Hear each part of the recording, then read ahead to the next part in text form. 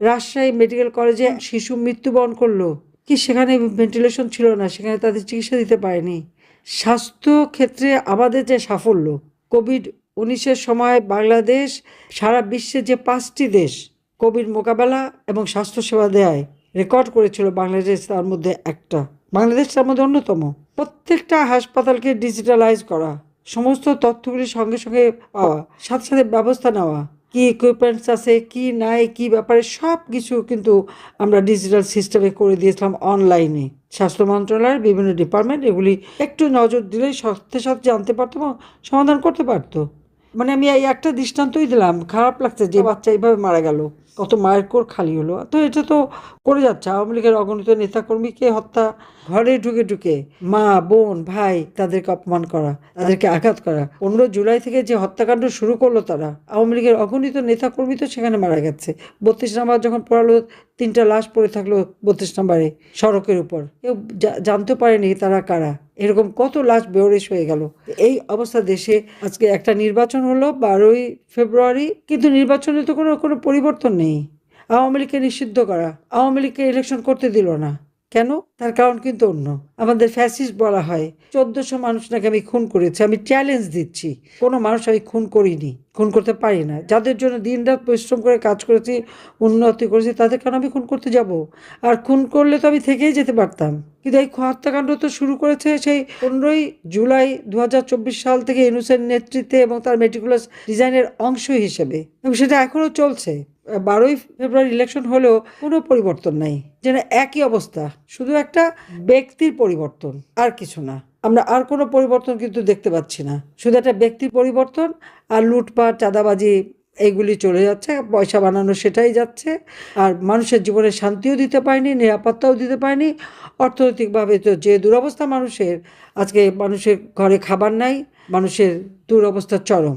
আমাদের স্বাধীনতা সার্বভৌমত্ব রক্ষা করতে হবে, মানুষের এই দুঃখ দুর্দশা দূর করতে হবে। আমাদের অগণিত আওয়ামী লীগ নেতাকর্মীকে গ্রেপ্তার করে তাদের উপর নির্যাতন চলছে। শুধু তাই না, আমাদের প্রায় 150-র মতো আওয়ামী লীগের নেতাকর্মী কারাগারে মৃত্যুবরণ করেছে। তাদের উপরে এত অত্যাচার, এত নির্যাতন করা হতো যে এই নির্যাতনের কারণেই তারা তাদেরকে হত্যা, মানে রীতিমতো হত্যা করা, মুমূর্ষু অবস্থায় হাতে হ্যান্ডকাপ পরা হাসপাতালে নিয়ে এসে তারা মারা যায়। তাদের চিকিৎসা পর্যন্ত করতে দেয়নি, শীতে কাপড় দেয়নি, ঠিকমতো খাবার দেয় না, সেলের ভিতরে দিনের পর দিন রেখে দেয়।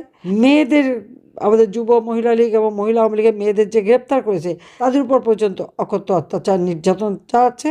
এক জেলায়, যে নিজের জেলায় যখন গ্রেপ্তার হয়, অন্য জায়গায় পাঠিয়ে দেয়, আত্মীয় পরিবার পর্যন্ত দেখতেও পারে না। যে সকল মিথ্যা মামলা প্রত্যাহার করতে হবে, সমস্ত বন্দীদের মুক্তি দিতে হবে, এবং আমাদের দেশটাকে নিয়ে এইভাবে আর খেলতে দেওয়া যাবে না।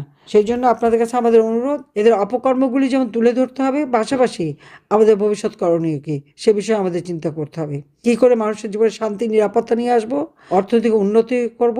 আজকে যেখানে আমরা উন্নয়নশীল দেশ হিসেবে উৎসব করার কথা, সেখানে আজকে চোখের পানি ফেলতে হচ্ছে সকলকে। কারো জীবনের কোনো শান্তিও নাই, নিরাপত্তা নাই। হাজার হাজার চাকরিজীবী চাকরি হারিয়েছে। কি সশস্ত্র বাহিনী, পুলিশ বাহিনী, আনসার বাহিনী বা সিভিল প্রশাসন, আর আওয়ামী লীগ মুক্তিযোদ্ধারা তো আছেই, সকলেই আজকে নির্যাতনের শিকার। একের পর এক ইন্ডাস্ট্রি বন্ধ করে দিয়েছে, গার্মেন্টসের অর্ডার চলে যাচ্ছে অন্য জায়গায়, শ্রমিক বেকার, কৃষক তার উপকরণ পায় না। দেশের একজন দিন মজুর আওয়ামী লীগ আমলে যে টাকা পেত, 3 বেলা খাবার কিনেও তার টাকা থাকতো, এখন তা নাই। মানুষের আয় রোজগার শেষ।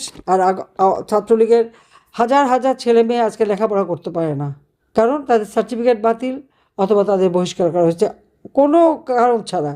আজকে যারা এই যে এনসিপি পার্টি, ওই যে যারা করেছে, ইউনূসের যে দল, 5 স্টার হোটেলে যে দল করেছিল, এরাই তো ছাত্রলীগের ছিল। মেয়েদের এসে হামলা দেওয়া, সে তো শিবির করতো। এরা তো একেবারে মানে এমনভাবে ছাত্রলীগের ভিতরে ছিল, যত অপকর্মগুলি করে ছাত্রলীগের উপরে বদনামটা দিয়ে এখন তারা সাধু সেজে গেছে। অথচ পুরনো ছবিগুলি ঘেঁটে দেখেন, সব জায়গায় তাদের এই চেহারা দেখবেন। বাংলাদেশটাকে নিয়ে আজকে একটা ছিনিমিনি খেলা হচ্ছে। আমার অপরাধটা কি?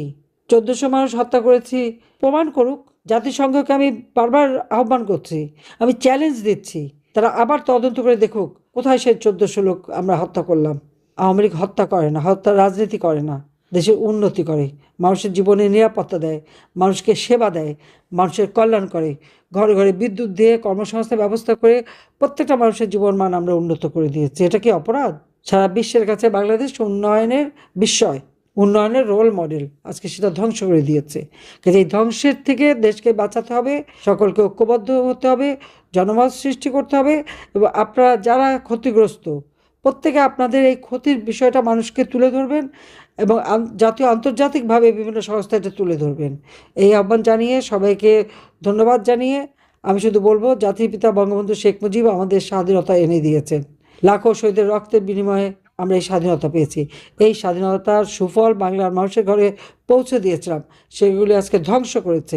আগামীতে নিশ্চয়ই আমরা বাংলাদেশের মানুষের ঘরে ঘরে এই স্বাধীনতার সুফল পৌঁছে দেব।